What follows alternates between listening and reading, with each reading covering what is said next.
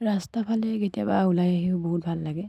আৰু এতিয়া যিহেতু খেতিৰ ছিজন, চাওকচোন এইফালে হেণ্ড ট্ৰেক্টৰ লৈ এইফালে মানে মাটি চহাই আছে পথাৰ ৰুবৰ কাৰণে।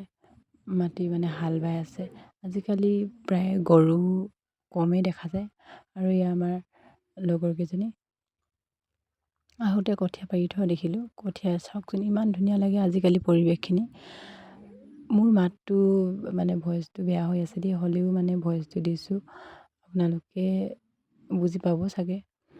আৰু এফালে ঘৰলৈ আহিলোঁ। তাৰপাছত ঘৰলৈ আহি বৌয়ে বোলে ভিডিঅ' অকণমান বনাই দিলোঁ তাক।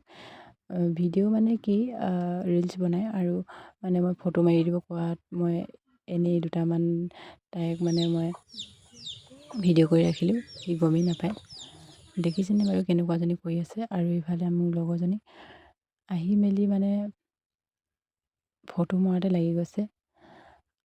এইফালে বৌ দুজনী ফটো মাৰে মানে আকৌ তাৰপিছত বোলে ৰিলচো বনালোঁ তিনিজনীয়ে। ৰিলচ বনোৱাৰ পাছতে